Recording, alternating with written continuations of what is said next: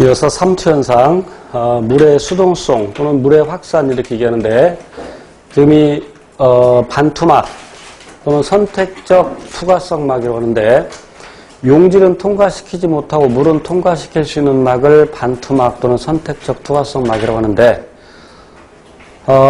만약에 용질이 이동할 수 있다면 용질이 오른쪽에서 왼쪽으로 이동을 하겠죠. 그런데 용질이 이동하지 못하는데 물은 이동할 수 있다. 그러면 왼쪽에서 오른쪽으로. 그래서 왼쪽의 수위가 낮아지고 오른쪽의 수위가 높아져서 대기압을 무시한다면 그 농도가 똑같아질 때까지 이동을 하겠죠. 이제 확대된 그림인데, 그래서 물이 왼쪽에서 오른쪽으로 이동하는데, 그럼 이때 오른쪽에 있는 물 분자가 왼쪽으로 이동하냐? 할 수 있죠. 예, 스스로 분자 운동을 하기 때문에. 그런데 왼쪽에서 오른쪽으로 이동하는 물의 양과 오른쪽에서 왼쪽으로 이동하는 물의 양을 비교해 보면 왼쪽에서 오른쪽으로 이동하는 물 분자의 양이 더 많아서 전체적으로, 즉 외관상 오른쪽으로 이동하는 셈이 되겠죠. 집신벌레의 경우에 이제 저장액의 환경에 놓이게 되면, 저장액이라는 것은 그 세포의 삼투압보다 더 낮은 삼투압을 갖는 용액을 저장액이라고 하는데, 쉽게 말하면 이 세포보다 더 낮은 농도의 용액. 그러면 이제 물이 물이 삼투에 의해서 안으로 들어가겠죠. 그럼 이 녀석은 자신이 유지해야 되는 것보다 농도가 낮아지는데, 그럼 이 농도가 낮아진다고 해서 바깥쪽보다 농도가 더 낮아지지는 않는다. 여전히 농도가 낮아졌지만 바깥쪽보다는 더 높다. 그래서 이 녀석이 물을 내보내려고 할 때 그냥 내보내지 못하고, 수축포는 일종의 액포인데 그 수축포에다가 물을 집어넣습니다. 수축포에다가 물을 집어넣을 때도 삼투. 그래서 수축포의 그 활동에 의해서 물을 밖으로 내보내면서 이때 노폐물도 밖으로 내보낼 수 있죠. 그래서 집신벌레와 같은 원생 동물에서 수축포가 삼투압을 조절하며 노폐물을 배출할 수 있는 것이죠. 삼투 현상이 일어날 때 그 농도에 따라서 약간 현상이 다르게 일어나는데, 등장액은 농도가 같은 용액이라고 생각하시면 돼요. 그러면 농도가 같다라고 할 때 동물세포 들어오는 물 분자의 수와 나가는 물 분자의 수가 같다.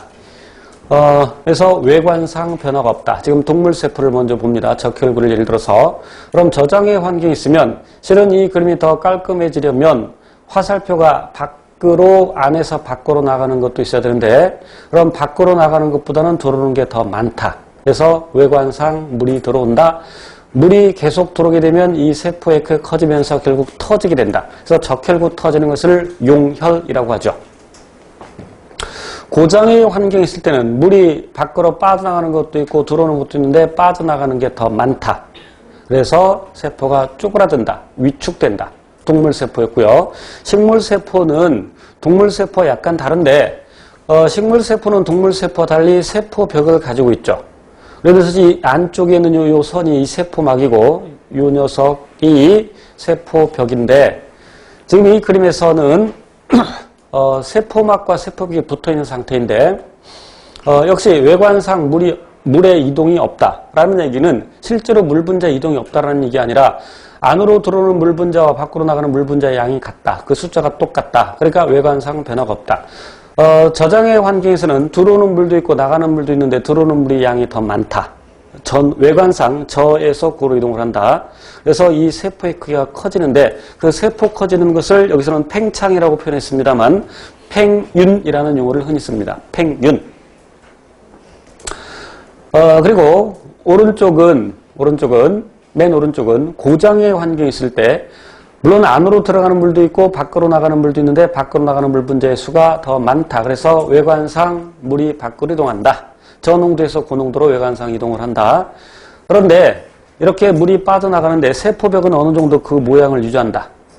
그래서 세포막이 세포벽으로부터 분리가 된다. 세포벽은 후형질이고 그 나머지 안쪽은 원형질. 그래서 이것을 우리는 원형질 분리라고 하죠. 여기서는 세포벽